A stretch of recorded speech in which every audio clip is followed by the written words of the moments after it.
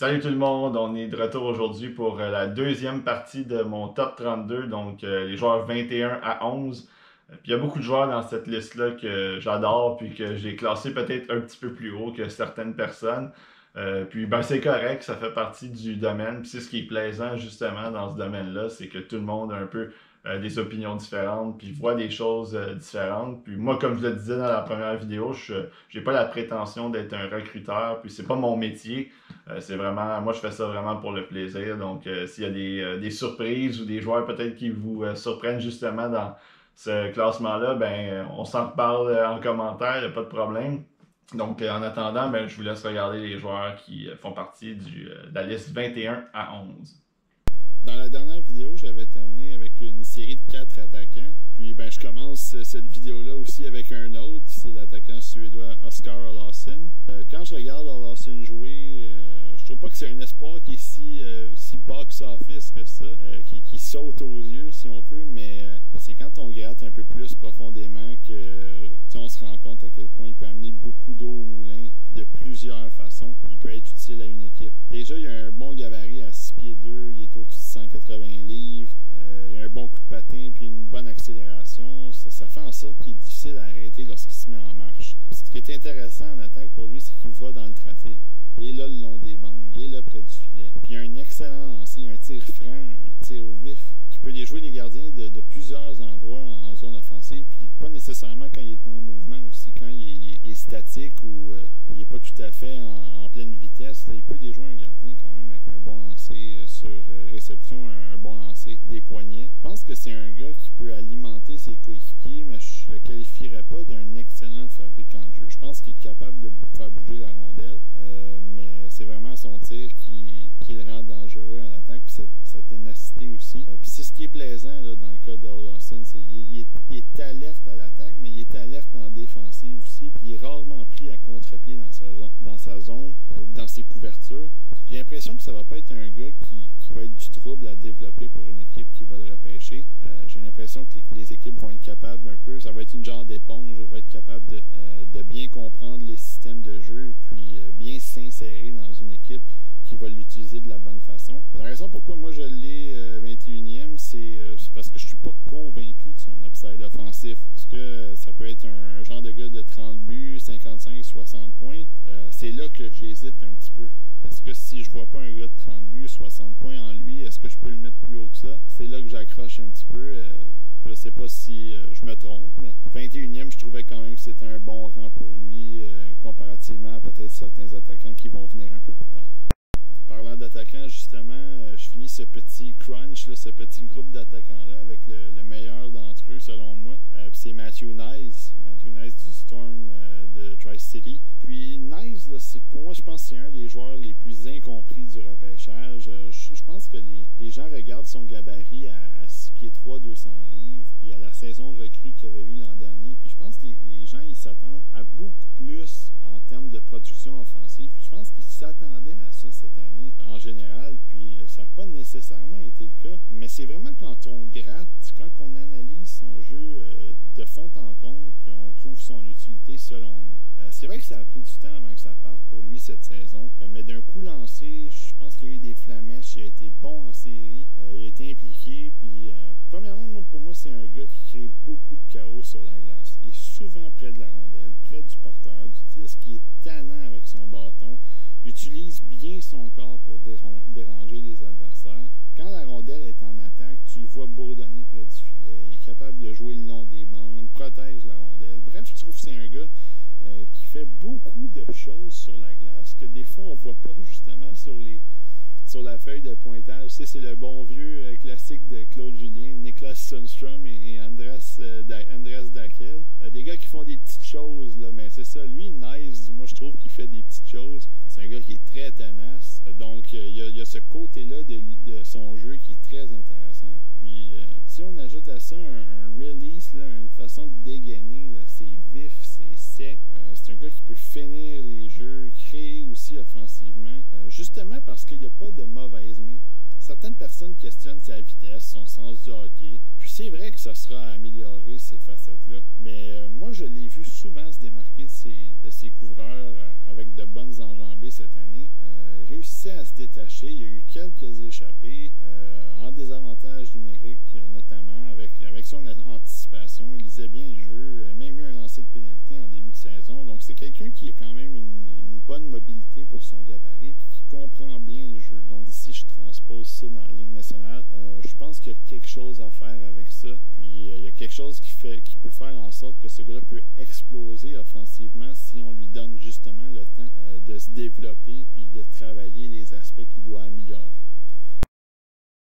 Au 19e rang, j'ai mon premier gardien de ma liste. C'est le Suédois Jesper Wallstedt. J'ai jamais gardé des buts au hockey, mis à part pour le plaisir, là, quand il n'y avait pas de pression. Donc je peux pas me qualifier de spécialiste de gardien, mais j'ai joué au hockey, j'ai regardé assez de matchs de hockey pour savoir ce que j'aime, moi, personnellement, d'un gardien de but. Puis j'ai pu regarder Wallstedt cette année dans la SHL, qui est la Ligue élite de Suède, évidemment, puis au championnat mondial de hockey junior. Puis ce que j'ai aimé de lui, c'est son style, c'est ses déplacements. Déjà, il a un gros gabarit, puis il couvre beaucoup d'espace devant le filet. Puis son style papillon est rapide, je trouve qu'il est à point. Il est pas un peu unorthodoxe, là, si on veut. C'est assez classique dans sa façon de se déplacer. Je trouve qu'il est bien installé sur ses appuis lorsqu'il suit la rondelle. On ne voit pas beaucoup se faire surprendre par des jeux de passe gauche-droite, si on veut, ou en fait côté. Il y a un tracking de la rondelle qui est très bon, donc il suit bien la rondelle, suit bien ses angles aussi. Donc moi, j'ai beaucoup aimé ça. Je ne l'ai pas vu souvent cette année se faire battre de façon clean, quand il n'y a personne devant lui, quand c'est le tireur contre lui, puis la rondelle rentre dans des trous là, par-dessus la mitaine ou par-dessus le bloqueur ou des choses comme ça. Donc je trouve que puis c'est ça, déjà il y a une très bonne mitaine. Fait que je trouvais que les lancers le perçaient pas beaucoup, puis le déjouaient pas beaucoup dans les coins. C'était vraiment des jeux de passe ou des tirs des pieds ou des tirs voilés. Donc ça c'est normal. Des fois je le trouve un peu profond dans son filet par exemple, puis ça des fois ça me dérange, mais il compense par sa combativité. Puis ça c'est très suédois un peu ce concept-là de combativité. On a vu les Lundqvist, on a vu Markstrom, même le Monster à l'époque, Jonas Gustafsson, il y avait cette mentalité-là du deuxième, troisième effort. J'aimerais que Wallstedt il contrôle un petit peu plus ses retours, mais en même temps, il a 18 ans. C'est normal qu'il y ait des choses à améliorer. Il y a des gens qui le voient même très haut là, dans le top 5, dans le top 10.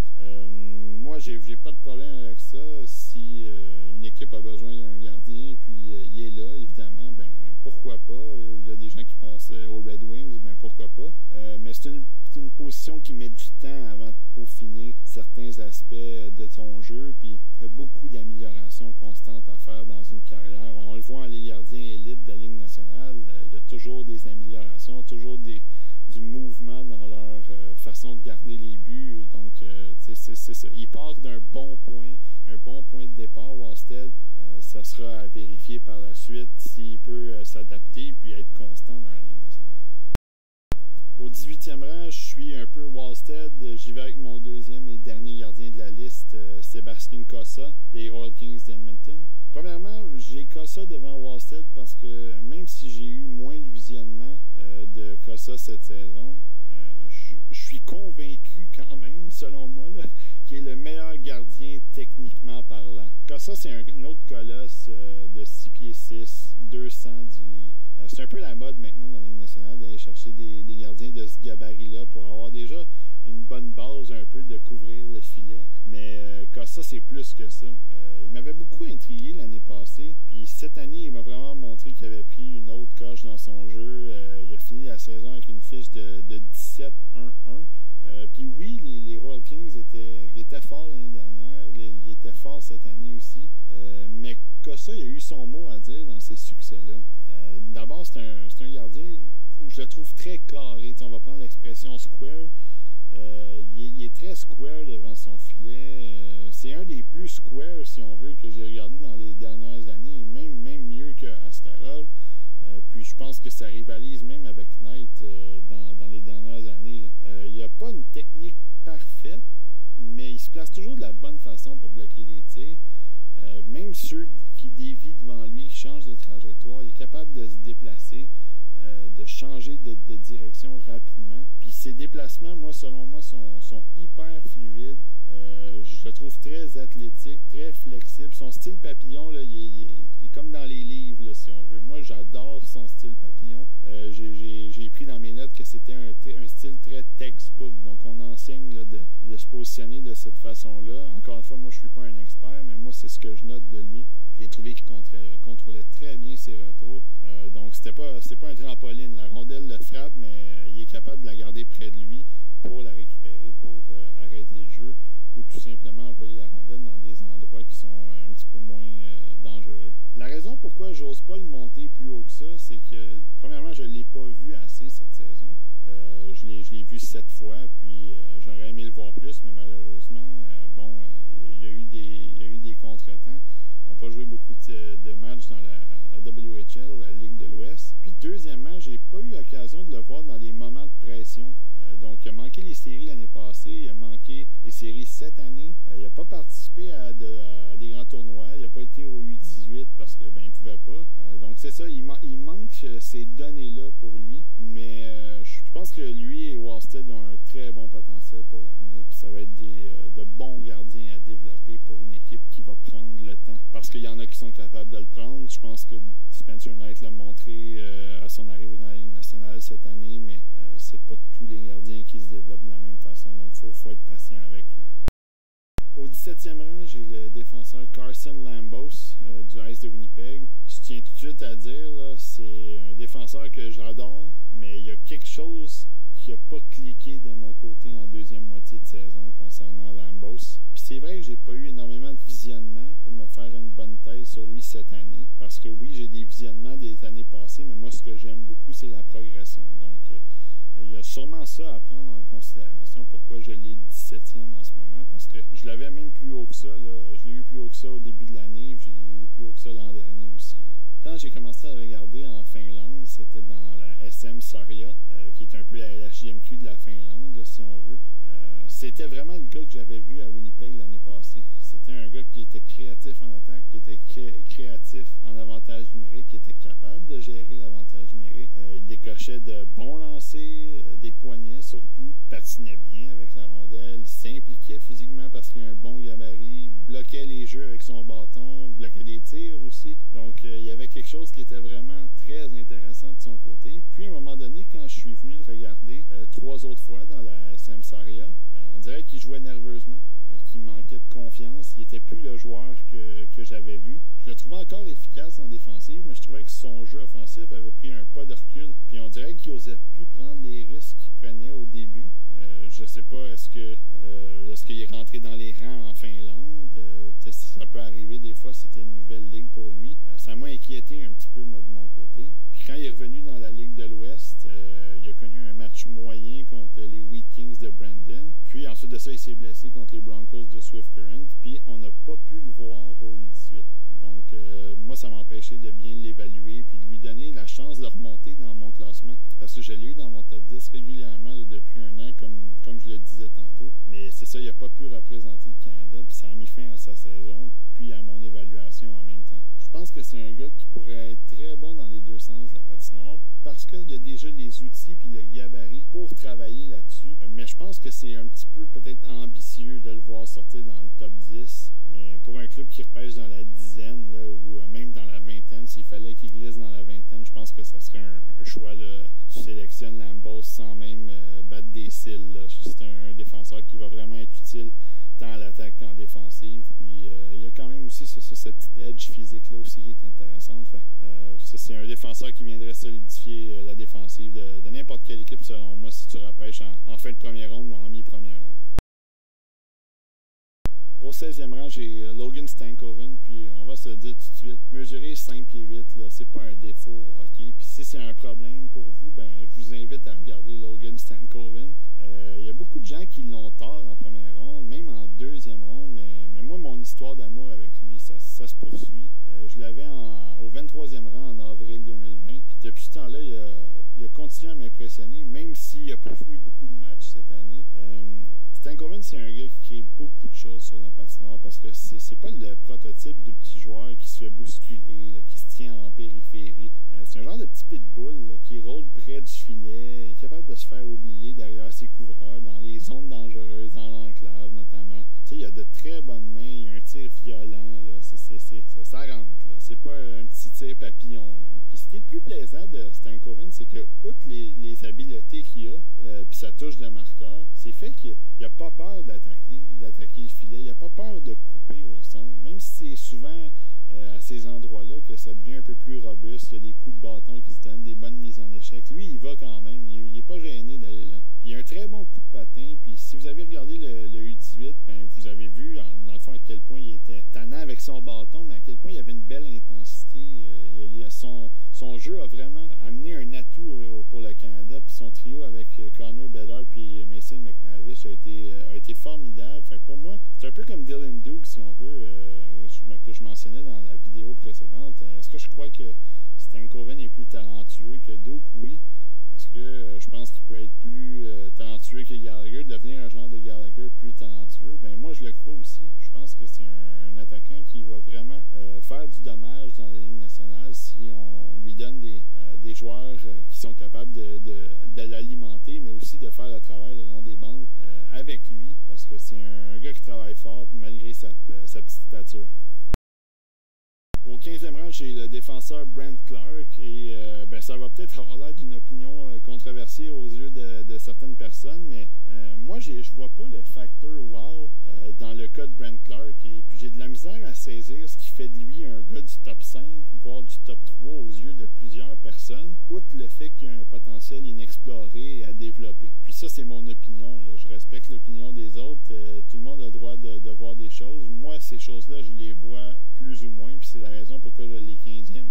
Le Brent Clark que j'avais vu l'an dernier m'avait vraiment plu dans la Ligue de l'Ontario, mais justement, mes attentes étaient élevées cette année. Puis oui, il n'a pas joué. Premièrement, en Ontario, il n'a pas joué. Il a joué en Slovaquie, puis il a joué au U18, mais justement, il n'a pas répondu aux attentes, selon moi, de mon côté, en tout cas. Pour moi, Clark, c'est un gars qui a des qualités évidentes, là. Il a un bon coup de patin, même si c'est pas le plus beau, là, selon plusieurs. Moi, je trouve qu'il patine bien. Il a une bonne première passe. Il est capable de relancer l'attaque par lui-même. Il est capable de transporter la rondelle. Il connaît les moments pour bien appuyer l'attaque, justement. Puis en avantage numérique, ben moi, je trouve qu'il est capable de distribuer la rondelle. Mais il est capable de prendre de bons lancers aussi. Mais c'est ça, il y a un mais. Je parlais de son tir, je le trouve pas très puissant personnellement, mais il va au filet. Il est bien placé. Est-ce qu'il va battre les gardiens plusieurs fois de cette façon-là? Bon, ça sera à voir, mais son lancer est au filet au moins, donc ça c'est encourageant. Aussi, je trouve qu'il y a de la misère à longer la ligne bleue latéralement. Tu sais, un peu du tight roping comme on appelle en anglais. Donc, bouger latéralement avec ses patins pour garder la rondelle en zone offensive près de la bande ou près de la ligne bleue. Moi, je l'ai pas trouvé si bon que ça pour ça. Quand il y a un peu de pression, je trouve qu'il perd vite la rondelle, il essaie de s'en débarrasser rapidement. Justement parce que je pense que son coup de patin latéral n'est pas très bon. Puis j'aime pas ses lectures de jeu en défensive. Je trouve qu'il s'en sort parfois parce qu'il y a un bon hockey IQ, mais des fois c'est ça, son positionnement n'est pas à point. Donc il réussit à s'en tirer parce qu'il est quand même intelligent sur la glace, mais il fait quand même des erreurs. Donc tu sais, il y a quelque chose qui est un peu paradoxal dans son jeu qui fait en sorte que j'ai de la misère à le classer haut par rapport à ça, même si le potentiel semble très élevé. Puis si vous avez regardé le U18, ben c'est ça, ça a très bien commencé pour lui dans un match contre la Suède. Il a ramassé beaucoup de points. Puis par la suite, ça a été très ordinaire pour lui. Je veux pas dire qu'il a mal joué, mais il n'est pas flashy plus. J'ai trouvé que il y avait d'autres défenseurs qui s'étaient un petit peu plus signalés. En tout cas, peut-être ceux qu'on voyait un peu plus offensivement, comme Olin Zellweger et Corson Coleman. J'ai pas de misère à dire que je suis peut-être dans le champ pour lui. C'est peut-être juste moi qui est trop critique sur certains aspects de son jeu. Mais c'est ça le repêchage, c'est ça les classements. Donc moi je l'ai 15e parce que c'est ça. À part le potentiel, j'ai de la misère à voir des choses qui méritent qu'il se fasse repêcher dans le top 3, même premier, là, selon certains.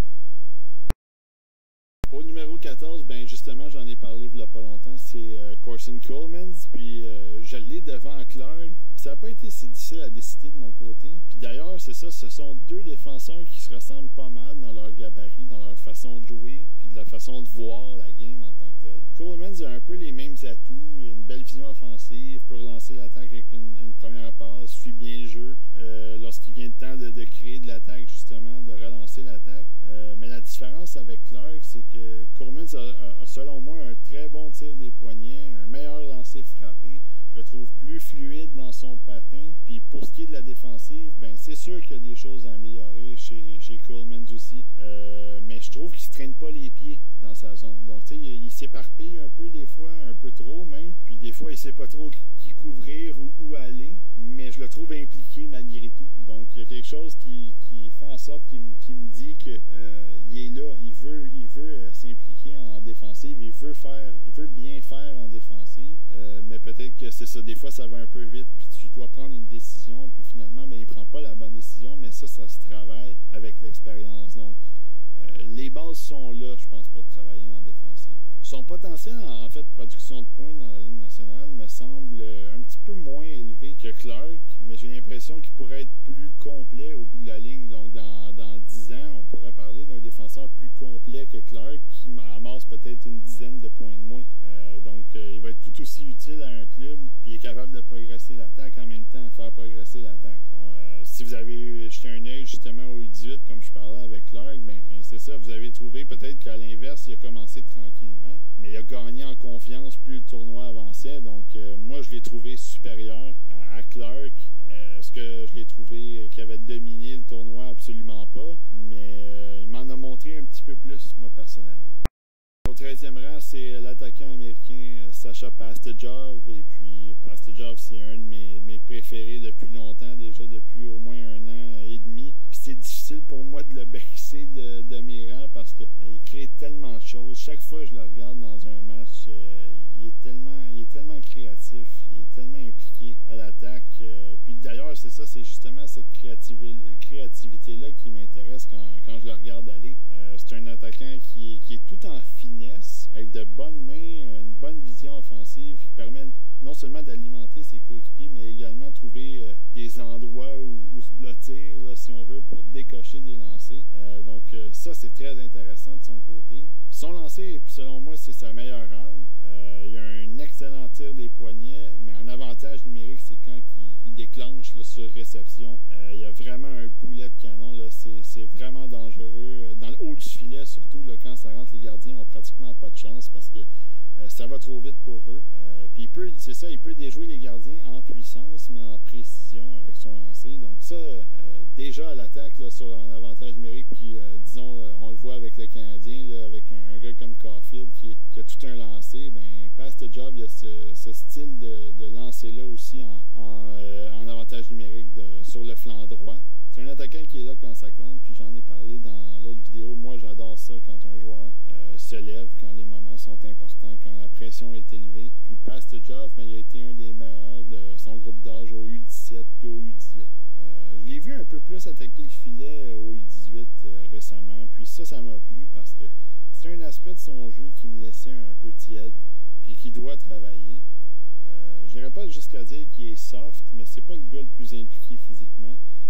Puis dans son territoire. Donc, tu sais, je pense qu'il essaye, mais en même temps, il se fait bousculer un peu, puis c'est difficile pour lui le long des bandes d'aller récupérer la rondelle quand il y a un attaquant ou un défenseur qui est en protection. Donc, je le trouve pas si mauvais que ça en défensive. Je pense qu'il est capable de se positionner quand même, capable de suivre le jeu, mais c'est sûr qu'il va devoir améliorer cette facette du jeu-là, comme beaucoup d'espoirs d'ailleurs. Les espoirs sont jeunes, puis ils doivent améliorer ce côté-là défensif parce que le côté offensif, ça se travaille bien. C'est un gars qui est vraiment placé un peu partout dans les classements, donc on pourrait le voir sortir autant 40e que peut-être 15e. Là. Moi, je l'ai 13e, puis je suis pas déçu. Au 12e rang, j'ai l'attaquant du Steel de Chicago, Matthew Coronado, qui était le coéquipier justement de Matthew Samoskevich dans l'autre vidéo. Puis les gens ils peuvent dire ce qu'ils veulent sur le patin de Matthew Coronado ou son gabarit, mais une chose est sûre, là, le gars il sait quoi faire avec la rondelle, puis il sait quoi faire près du filet, puis ça me parle. Quand tu regardes jouer Coronado, c'est pas un gars qui a l'air menaçant. Il a la rondelle, puis tu dis, il a l'air de rien, mais quand il se met en marche, là, aïe, watch out. Personnellement, là, je trouve pas son patin si mauvais que ça. Certains ont l'air à le diminuer beaucoup à cause de ça.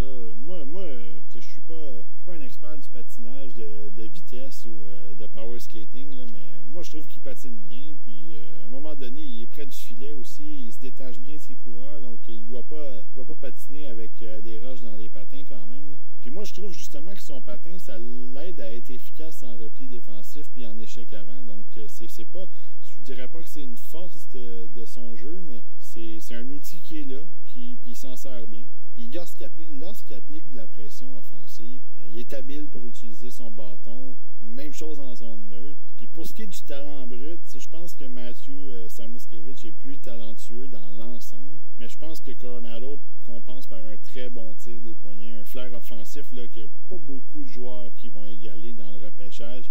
Il a le tour d'arriver dans l'enclave, près du filet, ramasser les vidanges, là, si on veut, pour marquer des buts. Mais il est capable de marquer aussi des buts avec un bon tir des poignets, tir sur réception. Il a reçu de belles passes, notamment de Sean Farrell, l'espoir du Canadien. Donc, il est capable de faire du dommage aussi au haut des cercles ou dans le cercle de mise en jeu directement avec son lancer, des poignets surtout. Donc, ça, c'est vraiment une facette de son jeu qui m'intéresse beaucoup.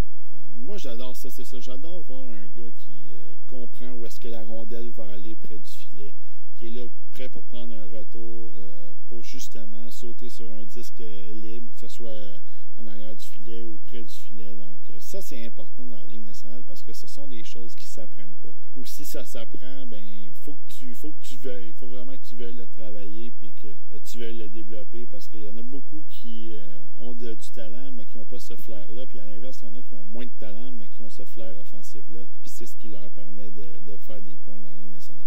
Donc, être un club qui a besoin d'une bougie d'allumage, d'un gars qui est capable de lancer l'attaque, j'y penserais sérieusement parce que le potentiel offensif est très intéressant dans le cas de Matthew Coronado.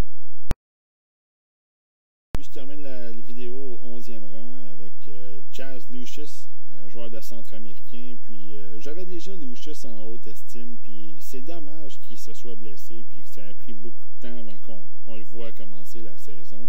Je ne l'ai pas vu autant que j'aurais aimé, mais les 7 matchs que j'ai vus, il m'a montré qu'il avait progressé dans son jeu, qu'il avait encore les qualités de haut niveau qu'il avait l'année dernière. Puis ça pour moi, ben ça m'a vraiment intéressé. J'ai été très content de voir ça, donc j'ai pas eu de raison de le baisser là, énormément dans mes classements. Puis je vais commencer par son patin. Personnellement, je trouve qu'il a de bonnes foulées. Il est assez rapide dans toutes les directions. Puis ce que j'adore de Lucius, c'est son sens du hockey dans les 3 zones, puis son talent offensif. Il a un tir pesant et sec. Il est capable de jouer du revers, tir sur réception, lancer des poignets. Puis tu peux pas lui donner beaucoup d'espace près du filet parce que tu vas le regretter. Il est capable de lever la rondelle dans les petits trous. Il est capable de trouver les endroits où juste glisser la rondelle. Donc ça pour Chaz Lucius, c'est vraiment intriguant, c'est vraiment intéressant à regarder d'un point de vue de recruteur ou d'observateur. Parce qu'il est capable de marquer des buts, trouve des façons de marquer des buts, même si des fois ça a l'air, ça semble compliqué, il n'y a pas beaucoup d'espace. Il réussit à faufiler la rondelle. Donc, il y a un talent de marqueur naturel qui est là, qui est à développer et qui pourrait se transposer dans la Ligue nationale. Puis au-delà de son tir, ben, il protège bien la rondelle. Il est capable de faire de bonnes passes vives à ses coéquipiers. Je trouve que c'est une menace constante en attaque, en zone adverse. Puis il génère des occasions de marquer pour lui, mais pour les autres aussi. Donc ça aussi, c'est intéressant d'un point de vue d'entraîneur que tu peux utiliser comme centre. Il est efficace dans sa zone, mais il est efficace en zone ennemie aussi. Puis il est capable d'aider ses coéquipiers. En défensive, il comprend bien les couvertures. Il utilise bien son bâton pour déranger le porteur du disque puis pour bloquer des passes. Moi, je le trouve très complet personnellement. Je pense pas que c'est un futur gagnant du Selke, mais je pense que c'est un gars qui peut faire du très bon travail en défensive. Donc, la seule raison pourquoi j'ai pas pu le monter plus haut que ça, ben, c'est parce qu'il m'a manqué des bons visionnements, en fait. J'aurais aimé le voir au U18, mais il n'a pas joué, donc il était blessé, malheureusement. Donc, c'est pas nécessairement de sa faute à lui, mais il me manquait des informations pour le faire percer dans le top 10. J'aurais pas été assez honnête envers moi-même. Donc, c'était les joueurs qui font partie de ma liste, la partie 21 à 11. Beaucoup de bons joueurs dans cette liste-là. Puis beaucoup de joueurs aussi qui restent à venir pour le top 10. Donc j'espère que vous êtes un petit peu intrigués à savoir qui va avoir la première position, mais qui aussi va faire partie de ce top 10-là. Donc on se dit rendez-vous à demain pour le top 10. Salut!